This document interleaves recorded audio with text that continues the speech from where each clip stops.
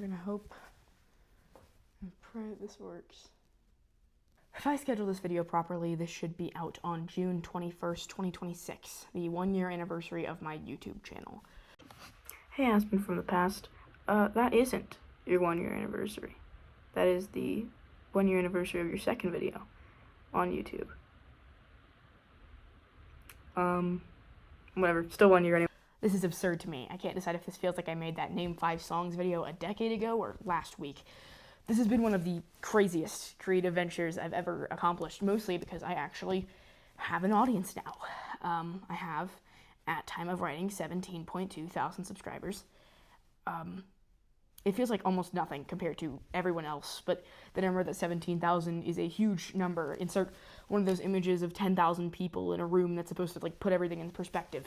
I guess now would be a good time to discuss how I got here.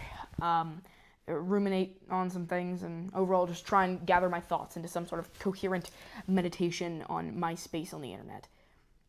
It's hard to find where to begin exactly. The first journals I found from this whole nostalgia trip were from when I was 9-ish. I recently uncovered a collection of my various stories, all of them written as though they were going to be finished novels. Unsurprisingly, they never quite reached that level. Hi. What would you do if you had been dropped into a prison cell? First off, you'd try to escape. Second off, you probably fought with the person who took you there.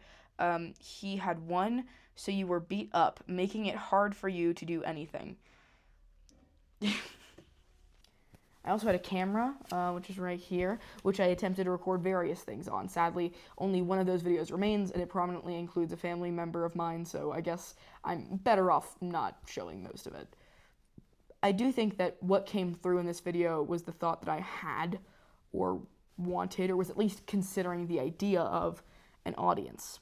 Whatever I wrote, I considered the reader. Whatever I filmed, I considered the viewer. I guess the kindest way of putting it was that I was an attention whore.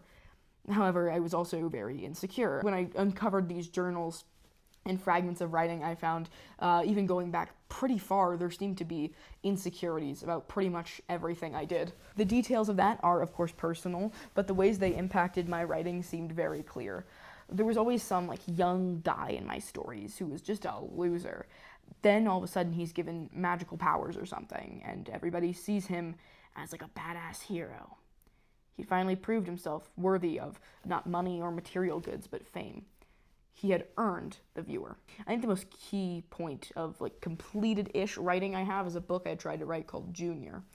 I thought I had lost this for a while, and I was very sad about that, but upon finding it and the horrifically drawn cover, I was just fascinated. I had distinct memories of 4 or 5 years ago when I wrote this, and even though that really isn't that much time in the grand scheme of things, it feels like an entirely different person. I mean, I even went by a different name then, so it's extra hard to put myself back in this version of me from however many years ago.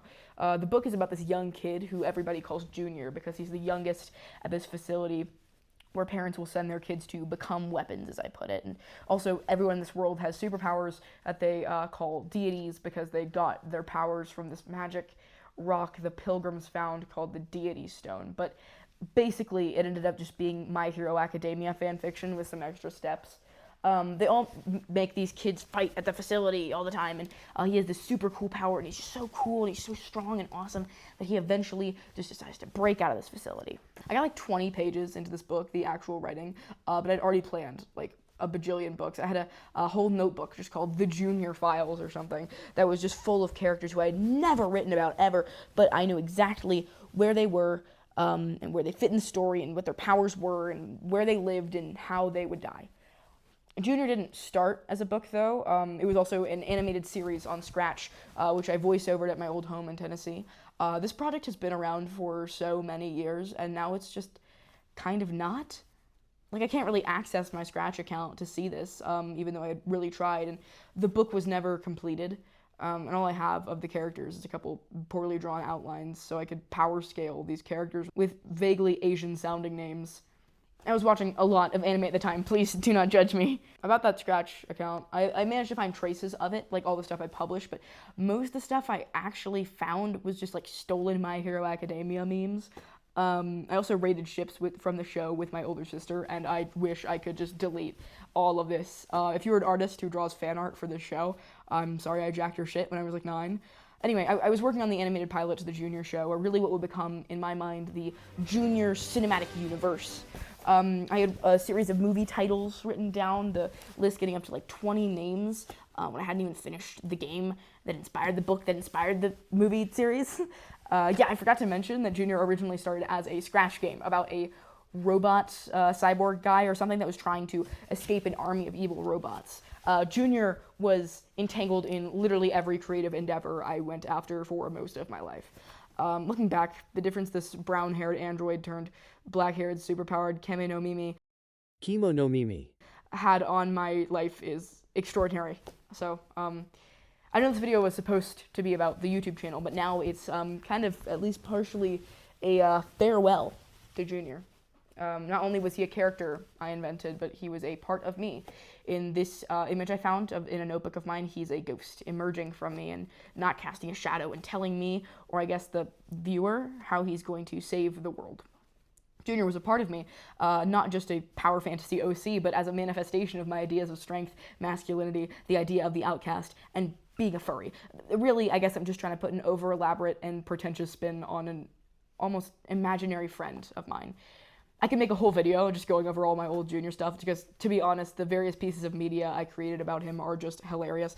But this video is about a different imaginary friend of sorts, SQUIGGLEZ.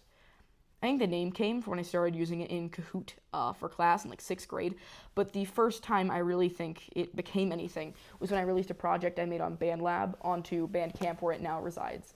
I guess it's technically still on BandLab, along with all my old, incredibly awful music about how my white suburban life is just so hard because of my mental illness, which I didn't know how to write about properly. Anyway, when I moved this album onto Bandcamp, I decided to credit another artist for its creation, SQUIGGLEZ. The EP is called Unknown Records, and it was probably about when I stopped making music as like a coping mechanism, where I just shared every intimate detail of my life into an $11 microphone, and music just became like a hobby. This EP has its issues, obviously. I made it. I still think that there's something important to it that lies in the persona I still embody. It's a version of myself, yeah, but it only embodies the frantic, excited, and overly passionate bits. This EP lacks a certain cohesion, and in my mind, that's because SQUIGGLEZ made it. Same with this YouTube channel. I've had multiple attempts at YouTube, the most recent one before this ending with me not knowing how to handle online harassment after a controversial video, and I decided to private the whole thing. When I came back, only like 3 months after releasing Unknown Records, I knew what I wanted to do, and who I wanted to be. My goal with this channel was to be as pretentious as I could physically muster. No, not really. That's just a side effect of making video essays. I've always really loved just like ranting to people and also writing, so I figured, why not put them together and write some of this stuff down?